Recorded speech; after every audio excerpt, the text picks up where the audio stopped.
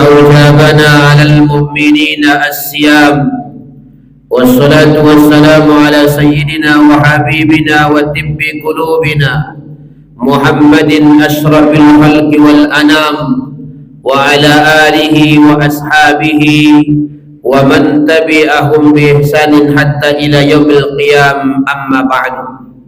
Ma'asyiral muslimin, segenap para alim, para sepuh yang hadir, pengurus masjid Al-Istiqamah, begitu juga hamba-hamba pilihan Allah, baik barisan kaum bapa, kaum ibu yang dimuliakan Allah Subhanahu wa taala, khususnya shaimin, shaimat, mukminin, mukminat rahimani wa rahimakumullah. Mari kita awali dengan ucapan alhamdulillah dan kita senantiasa berselawat ucapan Allahumma salli ala sayyidina Muhammadin wa ala ali sayyidina Muhammad. Di dalam satu hadis disebutkan dalam Al-Mawa'is Al-Usfuriyah, hadis yang ke-32, bahwa di sana ada salah satu Bapak Ibu tolak ukur biometer, bahwa di antara sekian umat yang paling baik, di antara sekian umat pilihan daripada baginda Rasulullah SAW, bahkan madaha Rasulullah, Nabi memuji bihadhihi sifah, andai kata ada sifat ini bagi kita sebagai yang mengaku umat baginda Nabi sallallahu alaihi wasallam. Tentu hadis ini diriwayatkan oleh seorang sahabat yang mulia, sahabiyun jalil, di antara sahabat yang paling banyak meriwayatkan hadis, yaitu Abu Hurairah.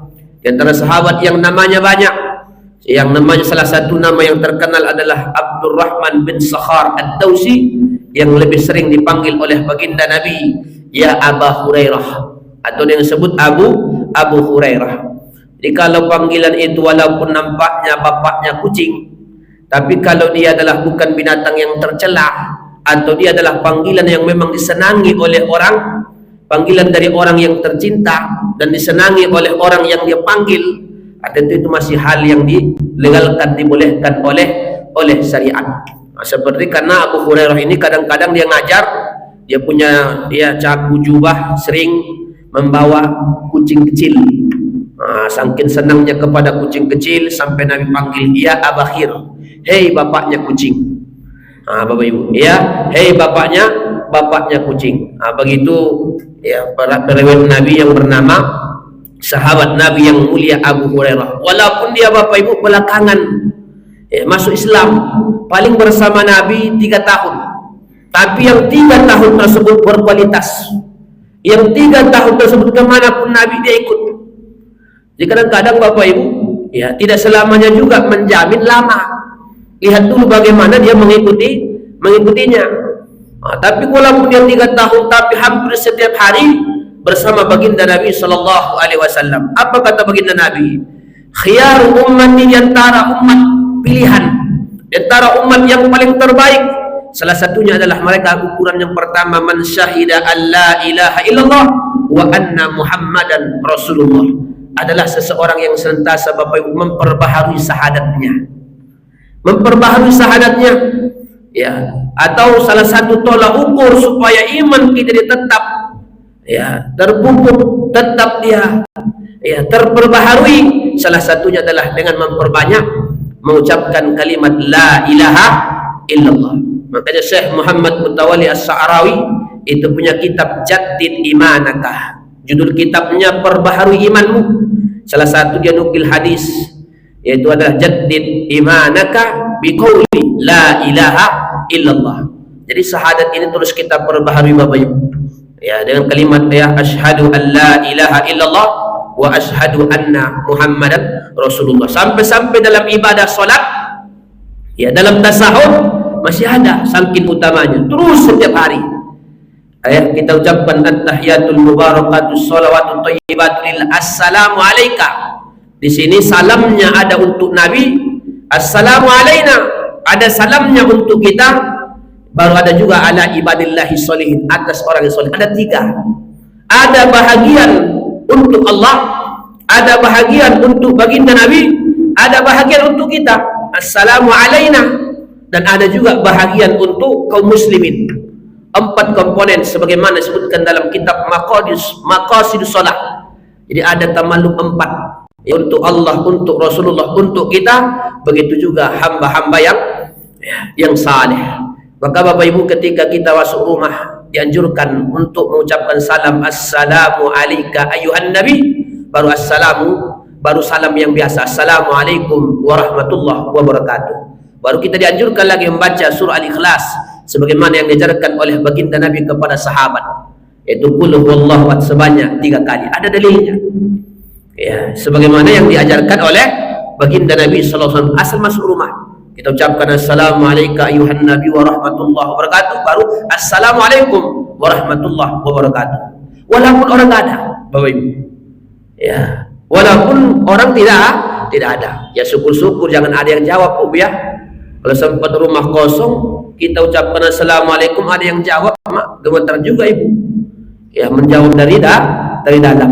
Nah, ini kita ucapkan, ini salah satu tolak ukur yang pertama. Bahkan sebenarnya Syekh Al-Imam Al-Faqih boleh menganjurkan ketika engkau melihat simbol-simbol agama di luar agama Islam, bahkan kanisah, seperti ibadah-ibadah kawan kita sebelah orang-orang lain, bahkan kita sunnah, bukan wajib, sunnah mengucapkan syahadat, sunnah kita memperbaharui asyhadu an la ilaha illallah wa asyhadu anna Muhammadan Rasulullah. Ini yang tolak ukur yang pertama, umat yang paling baik. Jadi umat yang paling baik Bapak Ibu bukan tolak ukurnya yang ya rumahnya banyak, ya rumahnya bertingkat, istrinya 4, ya duitnya berlipat-lipat, ya apalagi mobilnya mengkilat, bukan. Nah, tapi orang yang selalu memperbaharui kalimat syahadatnya. Yang kedua, mereka diantaranya wahiza ahsanu, kata Nabi, istabsaru, ketika mereka melakukan kebaikan mereka sangat gembira. Ketika kita mampu istiqamah, syukur-syukur Bapak Ibu, Ramadan ini kita bisa menghatamkan Quran walaupun sekali. Karena kalau kita lihat para sahabat, ada yang hatam sekali sebulan. Saya baca riwayatnya ada sekali sebulan. Ada yang hatam di kulli Jum'ah, sekali sepekan. Ada yang hatam dalam 4 hari. Ada yang hatam dalam 3 hari. Yang paling hebat, hatam sekali di siang hari, sekali di malam hari. Ini sulit mencontohnya, Pak, Bapak Ibu. Ya, tapi kalau kita sebenarnya Bapak Ibu, ya mengalihkan waktu kita, ya daripada benda yang kecil ini, ibaratnya waktu kita ke Facebook, waktu kita ke apalagi Bu, WhatsApp, waktu kita ke YouTube, Telegram, Minigram, Kilogram, kita alihkan ke Quran, ya pasti bisa kita pastikan kita bisa berapa, ya 2 atau 3 kali hatam Al-Quran. Ya, walaupun benda kecil tapi termasuk yuskil, melalaikan kita. Nah, ibaratnya kalau kita pikir-pikirlah, ibaratnya keumuman orang lah, menyakan mana di Ramadan ini habis waktunya di depan ini atau depan Quran. Karena kan seorang Syekh di Jeddah ditanya, Syekh dulu orang soleh dulu, anak-anaknya, keluarganya gimana dekatnya dengan Al-Quran? Ditanya, kata Syekh ini, sebagaimana dekatnya orang sekarang dengan handphonenya, begitulah dekatnya orang dulu dengan Qurannya. Coba Bapak Ibu, kalau handphone kita tinggal, gimana perasaan kita Bapak Ibu? Tapi kalau Quran kita yang kita bawa tinggal, wah nanti aja lah, santai kita Pak. Nah, ini Bapak Ibu yang dimuliakan Allah Subhanahu wa Ta'ala. Ya, walaupun kita nggak mampu macam Imam Syafi'i, ya wa kana Syafi'i yukhtimul Qur'ana fi sahri Ramadhana 60 marratan. Imam Syafi'i sampai menghatamkan Quran 60 kali. Kenapa Ustaz kok bisa? Ya karena Imam Syafi'i hafal Bapak Ibu. Imam Syafi'i dikliknya Bapak Ibu, klik surah Al-Imran, keluar Al-Imran. Dikliknya klik surah Al-An'am, keluar surah Al-An'am. Coba kita Pak, Bu, coba Ibu klik Al-A'raf, apa yang keluar Bu? 3 kul yang keluar, betul Bapak Ibu? Kul huwallahu, kul binnas, kul a'udzu birabbil falaq. Imam Syafi'i enggak, jangankan Bapak Ibu, ya surahnya, hurufnya pun dia hafal. Saking cerdasnya. Ada sekarang yang viral Bapak Ibu, tapi saya antara yakin dan tidak, entah betul atau tidak. Ada ya sekarang viral anak-anak bisa hafal Quran 30 juz dalam 6 hari. Saya masih kurang masuk apa namanya. Ya cerdas betul Bapak Ibu. Dalam 6 hari hafal 30 juz. Berarti sehari sekitar berapa itu? 6 juz. Ya, saya belum apa juga. Kalau andai kata mungkin salah satu kebesaran Allah Subhanahu wa taala. Ada baru viral seorang perempuan hafal Quran 30 juz dalam waktu 6 hari. Nah, itu kan luar biasa Bapak, dalam 6 hari. Nah, ini Bapak Ibu yang dimuliakan Allah Subhanahu wa taala. Jadi iza ahsanu, ketika mereka mampu melakukan kebaikan, istabsaru, mereka gembira. Anas bin Malik Bapak Ibu yang pernah berkhidmat dengan Nabi 10 tahun. Beliau asal hatam Quran, dia kumpulkan anak dan istrinya, dia kumpulkan mereka doa, bahkan mereka ada riwayat mengatakan makan-makan. Ada hidangan Bapak Ibu, mereka makan. Kenapa? Ketika mampu menghatamkan Quran, bahkan dibagi-bagi. Orang sholat dulu dibagi-baginya. Kau ditanya oleh ayahnya, kau udah sampai mana? Surah mana? Kau surah mana? Surah mana? Dibagi-bagi Bapak Ibu. Ya, di antara kebiasaan-kebiasaan mereka. Nah, itu kan satu hal yang baik, yang sangat luar biasa. Ketika mampu kita melakukan kebaikan, mereka senang dan gembira. Nah, ini Bapak Ibu. Makanya ketika Bapak Ibu kita melakukan kebaikan, contoh sedekah, pasti ada kesenangan tersendiri dalam hati. Bapak Ibu, pasti ada kesenangan tersendiri dalam hati. Habis baca Quran Bapak Ibu, pasti secara dalam hati kita ada kegembiraan, ada kesenangan. Tapi kalau mau Bapak Ibu yang paling bagus pahalanya, ya adabnya, baca Quran kata Imam Az-Zabidi, kalau sekali-kali, kalau bisa sering kita lakukan. Yang paling bagus kita mandi. Bapak Ibu, kita habis mandi, setelah itu pakai pakaian yang terbaik. Ya, kalau Ibu setelah pakaian terbaik, baru menghadap kiblat, baru duduknya macam duduk iftiras antara tasawuf awal lah, tasawuf awal.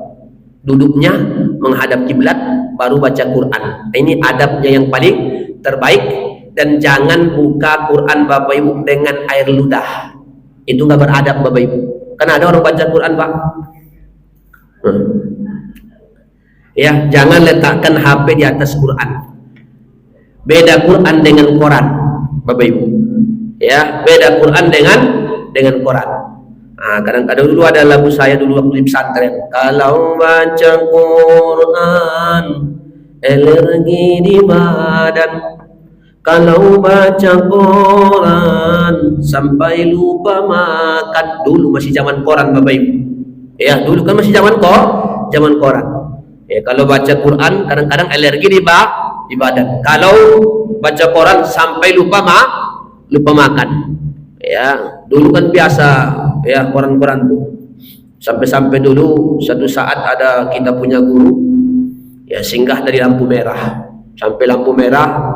Ini ulama besar, pakar fikihnya, masih hidup, umur hampir 90 tahun di Jawa Barat. Ya, Kiai Abdullah Muhtar Sukabumi. Satu saat beliau ketika ke Lampung ditawarkanlah koran. Kebetulan mohon maaf Bapak Ibu, di koran itu ada perempuan seksi. Kata Bu Yani, ada nggak yang lebih panas dari ini? Kata dia Bang.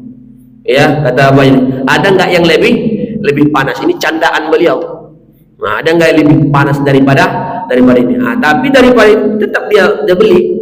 Nah, dibuanglah oleh Bu Yani yang mudaratnya. Ya, gambar-gambar yang seksi. Karena kan koran-koran dulu Bapak Ibu ada iklan-iklan dukun-dukun, ada nggak Bapak Ibu itu? Ya, semua ada situ Pak. Nah, koran-koran yang dulu, apalagi merek-merek korannya. Nah, ini Bapak Ibu yang dimuliakan Allah Subhanahu wa taala. Yang ketiga, tolak ukur umat yang terbaik, wa iza asa'u istighfaru. Kalau mereka terlanjur melakukan keburukan, segera istighfar. Tapi istighfarnya disertai dengan penyesalan, istighfarnya disertai dengan mengingat dosa. Laisa ka istighfaril munafikin, bukan seperti istighfarnya orang munafik. Kalau orang munafik Bapak Ibu, gimana istighfarnya? Berupaya mereka fasih. Ya, kalau bisa Pak, nampak kali makhrajnya. Astaghfirullahalazim. Hampir apa? Oh, ini apa, ini bukan sin, sin. Astaghfirullahalazim. Ya, mereka sibuk hanya kepada kalimat, tapi hati mereka jauh dari mengingat dosa, jauh dari penyesalan. Nah, jangan kita seperti istighfarnya orang munafik. Nah, jadi kita ukurnya kalau kita pernah ya terlanjur melakukan dosa, dia segera istighfar. Ada orang menganggap Bapak Ibu, saya sudah taubat, dosa lagi, udah nanti aja lah Bapak Ibu, udah nanti aja lah. Karena Allah Subhanahu wa ta'ala punya sifat Tawwabur Rahim, membuka luas pintu taubat siang dan malam, kapanpun kita datang dibuka.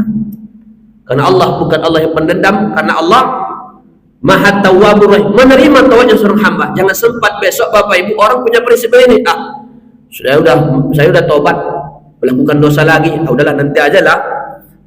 Kita khawatir kalau kita nggak segera bertaubat, datang malaikat maut. Bapak Ibu, datang malaikat maut, dicabut nyawa kita dalam keadaan tidak minta ampun kepada Allah Subhanahu wa ta'ala. Itulah kerugian yang sangat rugi, adalah orang yang nggak sempat bertaubat, ajalnya sudah dijemput. Gimana caranya Ustaz? Apa resepnya supaya kita ini dicabut nyawanya sudah dalam keadaan taubat? Apa amalannya? Ya, kata Imam Ali Ad-Daqaq rahimahullah, ya disebutkan juga dalam kitab Tazkirah Al-Qurtubi, salah satunya Bapak Ibu adalah zikrul maut. Terlintas dalam hati kita ihda wa isrina marrah, paling banyak 21 kali Bapak Ibu terlintas dalam hati mengingat mati. Ya, kalau ada orang ini bisa kita mengingat kematian terlintas, ini diantara fadilahnya, ukrima bisalasati asya', Allah berikan 3 kemuliaan. Apa pertama? Ta'zilut taubah qabla al-maut, dia akan segera bertaubat sebelum mati. Kalau orang tersebut selalu ingat akan kematian. Tapi jangan kita sangka Bapak Ibu orang ingat mati itu enggak lagi bekerja, bukan, meninggalkan dunia, tidak. Ya, orang yang senantiasa dia ingat akan kematian, apapun profesinya Bapak Ibu, dia ingat mati. Baru yang kedua, wa qana'atul qalbi, diberikan kelapangan hati. Sebesar apapun musibah dia bisa hadapi Bapak Ibu. Baru yang ketiga, wan nasyatu fil ibadah, orang tuh kalau ingat mati lebih semangat beribadah. Ya, wajar kata Nabi, uzkur al-mauta fi sholatik, ingatlah kematian pada solatmu seakan-akan itu adalah solat terakhir. Supaya apa Bapak Ibu? Supaya kita tetap semangat. Diberikan kelapangan hati. Ini yang ketiga tadi, kalau mereka melakukan keburukan segera beristighfar. Baru kemudian wa iza safaru, ketika mereka melakukan musafir panjang yang dibolehkan kita qasar salat, maka mereka qasaru salatahum, mereka qasar salatnya, mereka ringkas salatnya. Jadi Bapak Ibu, ini sebagai tolak ukur umat yang paling baik. Ya, ada orang menganggap kadang-kadang Bapak Ibu, mobil-mobil pribadi, ya saya bisa saja singgahkan di mana masjid saya, setiap masjid. Iya betul Bapak Ibu. Ya, tapi kita ambil rukhsah yang sudah diberikan Allah. Karena apa? Karena qasar salat Bapak Ibu, qasar salat. Ada orang kadang-kadang tiba-tiba terlupa, sempat ibu makan pas puasa Bu, terlupa, atau qasar salat, itu dalam riwayat dianggap hadiah, hadiyatun minallah. Tapi jangan pura-pura lupa kalau puasa Bu ya, betul-betul lupa. Tapi kalau qasar salat termasuk hadiah. Coba bayangkan Bapak Ibu, ada orang ngasih hadiah kepada kita, lalu kita nggak terima, gimana perasaan orang yang ngasih hadiah? Maka hadiah itu rukhsah ya kita ambil. Ya, kalau kita nggak paham ya kita tanya, kita pelajari. Ya Bapak Ibu, kita pelajari yang ya sederhana saja Bapak Ibu.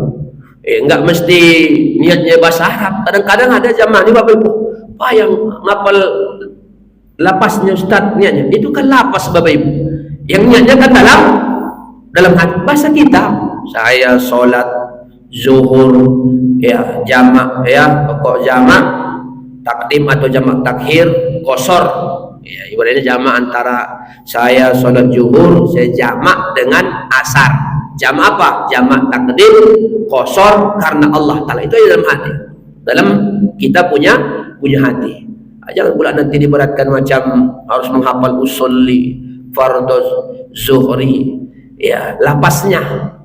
Ya bukan itu niatnya Bapak Ibu. Ya itu lapasnya saja. Kalau mau dilepaskan dalam hati besar bagus, dalam hati kita Ya, kita untuk dalam niat jamak qasar atau jamak takdim. Nah, jadi orang yang melakukan musafir, itu mereka ringkas sholatnya. Kenapa? Karena lebih ringkas justru lebih besar pahalanya, Bapak Ibu, daripada orang yang 4 zuhurnya 4, asarnya lebih besar lagi pahala tadi orang yang 2 sholat zuhurnya karena dia qasar, asarnya 2 rakaat. Kenapa? Karena amal itulah menunjukkan Bapak Ibu, amal itu dengan ilmu. Contoh Bapak Ibu, kalau kita pikir-pikir Bapak Ibu, secara logika, tentu sholat taraweh yang jumlahnya lebih banyak, lebih utama, betul? Tapi ada orang sebagian tertipu, 2 rakaat ba'diyah isya jauh lebih utama daripada taraweh itu sendiri. Kenapa? Bicara ilmu Bapak Ibu. Kan kadang-kadang ada orang Bapak Ibu, kalau sudah Ramadan, taraweh, kadang-kadang disepelekan ba'diyah isya. Disangkanya ba'diyah isya itu lebih levelnya lebih bawah daripada tarawih yang dia lakukan. Itu menunjukkan 2 rakaat isya tadi jauh lebih utama daripada sholat tarawih walaupun berapa rakaat, Bapak Ibu. Kenapa? Karena yang namanya ibadah sholat itu ada level-levelnya, ada kedudukannya, ada makom-makomnya, Bapak Ibu. Nah, itu diantaranya itu menunjukkan bahwa amal ini ada ilmunya. Karena salah satu syarat amal, kata para ulama, yahtajul amalu ila arba'ati asya. Amal ini butuh 4, Bapak Ibu. Pertama al ilmu, yang kedua an-niyatu, niat, yang ketiga sabar. Kita ini Bapak Ibu mesti sabar dalam taat. Sulit. Kalau sabar untuk tidak maksiat mungkin kita bisa mampu, Bapak Ibu. Tapi kalau sabar dalam ketaatan, ini yang paling berat kata para ulama. Istiqamah, walaupun masjid kita Bapak Ibu istiqamah, belum tentu jamaahnya istiqamah sampai akhir. Ya, nah, kita lihatlah nanti Bapak Ibu, kira-kira beda nggak hari pertama tarawih dengan hari paling ujung? Itu beda. Sebagian masjid kadang-kadang Bapak Ibu di akhir-akhir, pinggir-pinggir sebahagian ya, kadang-kadang tinggal pemain inti lagi, Bang. Pemain inti, imam sama muadzinnya lagi di belakang. Semakin maju shotnya, ya, niat iktikafnya pun berubah. Ya, kalau sudah 10 terakhir Bu, niat iktikafnya lagi bukan lagi nawaitul iktikafa dalam hatinya, nawaitul iktikafa bil masjid, tidak lagi. Sudah berubah nawaitul iktikafa bil SKA, nawaitul iktikafa bil mall, bil matahari, nawaitul iktikafa bil transmart. Ya, berubah. Bahkan kadang-kadang di 10 terakhir itu tersebar di WA apa hadis palsu. Dalam kumpulan hadis palsu pun tidak jumpa. Apa? Siapa man hamala, siapa yang membawa istrinya belanja di 10 terakhir bulan suci Ramadan akan diberikan pahala 70 mati syahid. Siapa yang men-share-nya ke 7 orang dilipat 7 kali. Tapi kalau tidak mau dia share, kata kena laknat, kata dia. Itu ya, hadisnya Bang. Ya, ada hadis, katanya hadis dalam hadis palsu pun tidak jumpa. Itu kerjaan emak-emak garis keras yang sudah lama nggak dia bawa belanja. Itu Bapak Ibu. Nah, jadi yang sempat kita berubah niat iktikafnya. Niat, contoh Bapak Ibu, niat duduk al-julusu fil masjid, kata ulama, duduk di masjid itu ta'ah, satu ketaatan. Tapi kalau Bapak Ibu pasang niat, bisa berlipat-lipat pahalanya. Niat pertama untuk mendengarkan ilmu. Niat kedua, setidaknya aku tidak, karena kalau saya di luar nggak terjamin lisanku tidak menggibah, tidak mencelakakan orang. Itu yang kedua. Ya, salah satunya apa? Yang ketiga, andai kata kita contoh duduk di masjid, andai kata kita duduk di masjid, ada orang sholatnya nggak benar, saya benarkan. Ada orang ya, saya benarkan. Apalagi niatnya supaya saya mendapatkan kemuliaan masjid. Itu niatnya. Semakin banyak niatnya, semakin bagus. Jadi hebatnya, indahnya umat Muhammad, semakin contoh sedekah Bapak Ibu. Ibu ibaratnya tanpa mengurangi pahala kita. Contoh Bapak Ibu sedekah nih, saya niatkan untuk almarhumah ibu saya niatkan juga untuk almarhumah Karena kalau sedekah Bapak Ibu, ajma'al ulama, sepakat para ulama, anna shadaqata, sedekah bermanfaat tanpa ulil main. Sedekah sepakat para ulama ya bermanfaat kepada almarhumah orang yang meninggal dunia. Kalau yang lain masih ada hilafnya Bapak Ibu. Tapi kalau sedekah sepakat para ulama sangat bermanfaat. Itu kalau Bapak Ibu niatnya tanpa mengurangi pahala sedekah kita, kan indah. Saya niatnya untuk ini, niatnya untuk ini, niatnya untuk ini. Makanya kita usahakan besok Bapak Ibu khususnya wa akmaluha, terlebih-lebih 10 terakhir. Jangan kosong setiap hari kita bersedekah. Wa in qalla, walaupun sedikit, 1000, 2000 jadilah Bapak Ibu. Khusus 10 terakhir. Ya kalau bisa syukur-syukur dari awal. Dari 1 Ramadan dia sudah sedekah 1000. 30 hari berapa Bapak Ibu? 30 ribu. Nah bisa juga setidaknya 10 akhir. Biar 1000. Ya syukur-syukur ada yang 100.000, ada yang 50.000 dan lain sebagainya. Ini Bapak Ibu yang dimuliakan Allah Subhanahu wa taala. Apalagi tolak ukurnya, dan ketika mereka musafir, ya mereka qasar salatnya, wa abdiru min shaumihim, mereka berbuka puasa. Maksudnya orang musafir itu Bapak Ibu, ya wa man kana minkum maridan aw ala safarin fa iddatun min ayyamin ukhra. Jadi bagi orang yang musafir boleh tidak berpuasa. Tapi kalau dalam mazhab Syafi'i maksudnya kalau dia musafirnya itu dia sudah musafir, disebut musafir sebelum subuh. Maksudnya sebelum subuh tadi dia sudah keluar. Minimal sudah keluar dari rumahnya sudah disebut musafir. Nah itu dia sah-sah saja tidak maksudnya tidak puasa. Nah, dilegalkan oleh agama. Ada orang-orang tertentu yang memang boleh tidak berpuasa. Ada perempuan tidak berdosa, tidak berpuasa, ada. Siapa mereka? Andai kata mereka seperti perempuan hamil, perempuan menyusui. Ada perempuan 15 tahun nggak pernah puasa, tapi dia nggak kena dosa. Ya, paling nanti setelah selesai baru dia ansur-ansur. Kalau ada yang namanya qadha. Ada perempuan berapa tahun nggak puasa. Contoh siapa? Ada perempuan tiba-tiba dia hamil, boleh dia tidak puasa. Setelah hamil apa Bu? Melahir. Ya tentu melahirkan dulu Bu, jangan menyusui. Memang gitu Bapak Ibu. Ya itu. Ya, hamil, melahirkan, menyusui 2 tahun, tiba-tiba selesai menyusui, hamil lagi.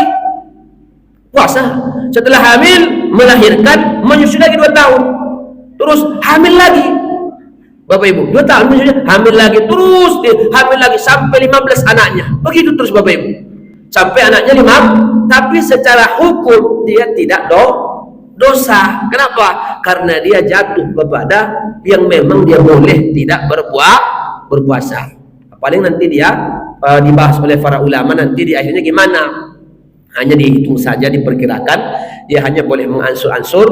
Andai kata ajalnya lebih dulu, ya dia tidak dihukum sebagai orang yang mengabaikan ibadah puasa. Nah, itu Bapak Ibu yang dimuliakan Allah Subhanahu wa taala. Dan terakhir Bapak Ibu, dan sebagai tolak ukur umat yang paling buruk, kata baginda Nabi sallallahu alaihi wasallam, inna sirara ummati, umatku yang paling buruk adalah allazina, orang-orang yang mereka ini wulidu ala ni'am, mereka selalu ya dalam hidupnya penuh kenikmatan, wa iza ghazau, ketika mereka makan itu adalah ya yang nikmat-nikmat, yang mereka ini wahimmatuhum, cita-cita mereka Bapak Ibu, alwanu tu'am wa alwanu syarab, hanya bagaimana makan itu bermacam-macam, lauknya kalau bisa banyak, ya minuman semua ingin dicicipi, pikiran mereka cuma kuliner, pikiran mereka hanya untuk makanan aja, bagaimana makanannya lezat. Ini salah satu tolak ukur yang kurang baik di antara umat baginda Nabi. Baru kemudian setelah sedemikian, wa iza takallamu tasaddaqu, kalau bercakap berlebihan Bapak Ibu, kalau bercakap berlebihan, ini salah satunya ya. Wa iza masau tabahtaru, kalau mereka berjalan congkak dan sombong ya, kalau mereka berjalan congkak dan sombong. Orang sombong itu Bapak Ibu kalau bicara bahasa hikmah itu tanah itu berjalan, berkata tanah itu ya, kamu anta tamshi ala dhahri, sekarang engkau berjalan di atas permukaanku, besok kata tanah, hei sombong, orang sombong, besok kau akan masuk ke dalam perutku, besok ku hempit kamu, kata dia. Ya, Bapak Ibu, karena kita dari unsur tanah masuk ke dalam tanah, lama-lama hidup, nanti besok menjadi apa Bapak Ibu? Santapan cacing tanah. Karena binatang yang paling tajam penciumannya Bapak Ibu ketika kita mabuk adalah cacing. Cuma cacing kan jalannya nggak cepat, Bu ya. Kenapa orang Amerika pakai anjing herder Bapak Ibu? Kalau secara penciuman Pak, cacing lebih tajam penciumannya daripada anjing. Tapi kenapa dibuat pelacak itu adalah anjing? Karena cacing nggak bisa lari, Bu. Bapak Ibu, nggak bisa cepat macam. Nah, kalau soal penciuman Bapak Ibu, itu cacing lebih, ya berapa ratus meter menurut ilmunya, ratus meter di makam cacing sudah mencium. Oh, ada mayat baru nih, kata dia Pak. Ada mayat baru. Nggak mungkin kita gunakan cacing, gimana modelnya Bapak Ibu? Nah, makanya dibuatlah anjing herder. Bahkan kalau penciuman lebih tajam cacing. Nah, itu Bapak Ibu yang menurut Allah Subhanahu wa Ta'ala. Jadi maknanya tidak ada yang sia-sia daripada ciptaan Allah Subhanahu wa Ta'ala. Kalau mereka berjalan congkak sombong, entah apa yang disombongkan Bapak Ibu. Entah sombong. Kemudian setelah sedemikian apa lagi? Wailun lil jabbarin. Celakalah bagi umat-umat yang suka menindas. Ada orang suka menindas Bapak Ibu. Azyadan, dan suka mengekor. Azyadan itu kalau zailun itu ekor. Maksudnya gimana Bapak Ibu? Ada orang nih mudah terpengaruh, termasuk juga buruk, celaka, orang yang gampang mengikut-ikut. Bosnya jahat, sebenarnya dia nggak jahat, cuma bosnya jahat, akhirnya ikut dia. Ya, kawannya dia baik, coba kawannya jahat, ya dia ngikut-ngikut, dia ngekor-ngekor, dia. Ini juga celaka. Baru apa lagi? Baru termasuk juga al-akalina abdolah, termasuk umat yang paling buruk, orang yang makannya sehari-hari hanya mengharapkan kelebihan dari orang lain. Ada nggak begitu Bapak Ibu? Maksudnya gini, dia bisa Pak, punya skill, bekerja bisa, badan sehat, tegap, kekar, bisa berusaha, bisa bekerja, tapi dia hanya santai, hanya mengharapkan dari orang lain, kelebihan dari orang lain. Dia makan sehari-harinya mengharapkan orang lain. Ini juga umat yang terburuk. Ada orang padahal dia bisa kerja, ya. Bahkan makanya sebenarnya Bapak Ibu meminta-minta, kalau dia sehat itu nggak bagus. Orang yang nggak punya wajah nanti di akhirat, Bapak Ibu, salah satunya adalah orang yang dia bisa bekerja dari hasil tangannya, tapi minta-minta dia Bapak Ibu. Apalagi dengan tipu muslihat. Ada di Pekanbaru ini Bapak Ibu, dulu waktu saya masih kuliah, tetangga dosen saya Bapak Ibu, itu dia daerah Garuda Sakti, kadang mangkal juga di Jalan Riau. Itu kalau ditanya oleh tetangganya, kemana? Dinas, kata dia Bapak Ibu. Pergi jam 10, pulang 10 malam. Itu bisa dapat paling sedikit 300.000, paling sedikit. Ya, apa Bapak Ibu? Kata dosen saya, rumahnya besar, punya mobil. Yang sayang senyum-senyum Bapak Ibu, bininya 2. Bininya 2, Pak. Bayangkan kerjanya apa? Peminta-minta. Nah, itu tadi yang saya bininya 2, Pak. Bayangkan peminta-mintanya. Ya, kerjanya ada. Masih ada orangnya. Kalau sudah lebaran, mereka balik ke Bukit Tinggi, rame-rame, pakai mobil. Tapi apa Bapak Ibu? Hasil yang tidak terhormat. Kenapa? Karena dia sebenarnya bisa bekerja, tapi dia punya anggota juga dia Pak. Punya apa juga di apanya? Pasukannya punya, entah sedorannya banyak, wallahualam. Itu kata dosen saya, luar biasa.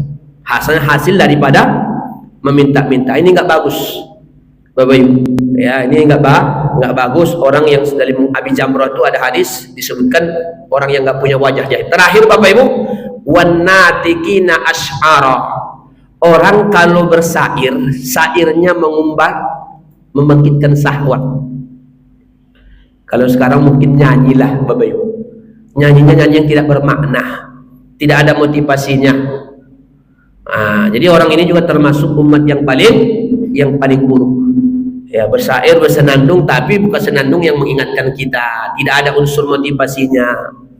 Ya Bapak Ibu, ada syair-syair yang mengajak zina. Contoh apa ngajak zina Bapak Ibu? Cinta satu malam. Betul Bapak Ibu? Masa cinta cuma satu malam? Ya, apalagi? Pokoknya ya, lagu-lagu yang ibaratnya ya, yang kadang-kadang isinya adalah bersifat mengajak zina. Nah, itu jelas Bapak Ibu. Karena sebagian ulama terlepas dari hilaf daripada nyanyi di Bapak Ibu, tapi sebagian ulama memakai kode al-ghina mislul kalam. Sebagian kan nyanyi itu macam ucapan. Kalau dia baik ya baik, kalau dia buruk tentu buruk. Ya lihat apa pengaruhnya, apa efeknya.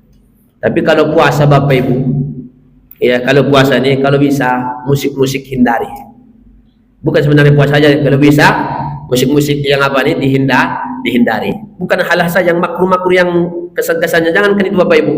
Kalau bisa megang-megang makanan, Bapak Ibu megang makanan. Saya baca juga mencium-cium makanan, an-nazru ila ta'am, melihat-lihat makanan, bukan batal, hindari. Ya supaya sempurna kita punya ibadah. Jangan macam apa tuh Bapak Ibu. Karena ada dulu tuh orang Medan viral Bapak Ibu. Dipegangnya makanan bagi minuman. Tengoklah kau nanti 6.30 habis kau, kata dia. Tengoklah nanti ya, dipegangnya makanan. Tengoklah nanti kamu habis jam 6.30 habis kau, lewat kau, makan kau nanti, hantam kau nanti, katanya Pak sama makanan. Dipegang-pegangnya makanan tuh Bapak Ibu. Dia sudah berhadapan makanan. Ya, kata dia.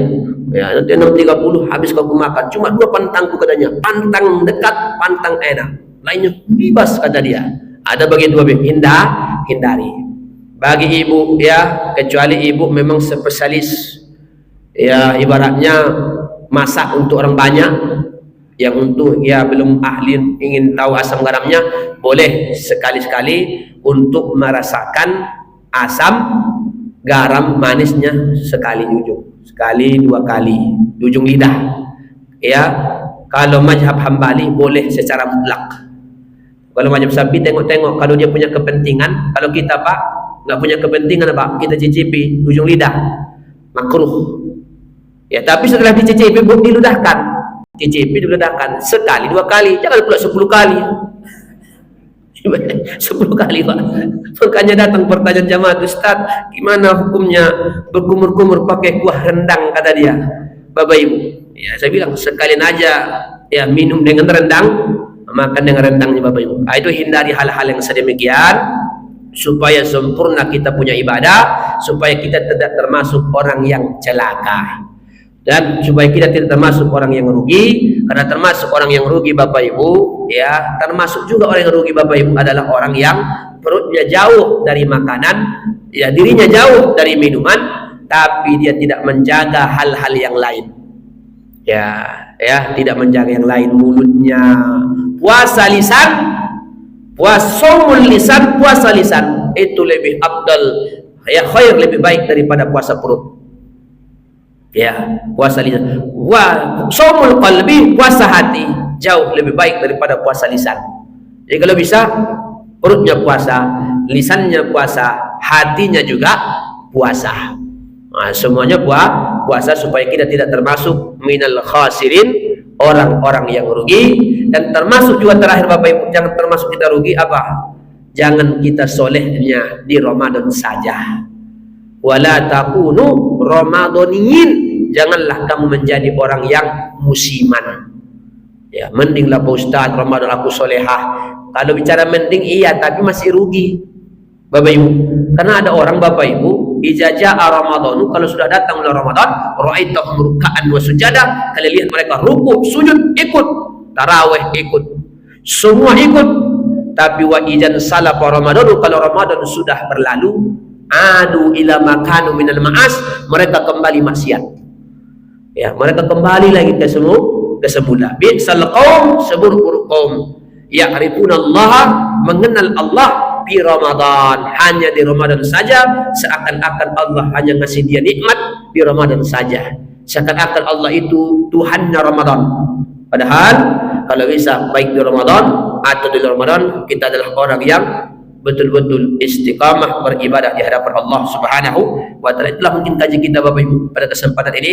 Satu hadis baginda Nabi SAW, mudah-mudahan kita termasuk ya. Yang pertama, karena di ujung penjelasan madaha Rasulullah SAW, Nabi memuji bihajihi sifat, kalau ada umatnya sifat yang pertama tadi yang sudah kita sebutkan. Mudah-mudahan bermanfaat Bapak Ibu. Mari sama-sama kita tutup dengan doa kafatul majlis. Subhanallah wa bihamdika asyhadu an la ilaha illa anta astaghfiruka wa atubu ilaik. Walhamdulillahi rabbil alamin. Assalamualaikum warahmatullahi wabarakatuh.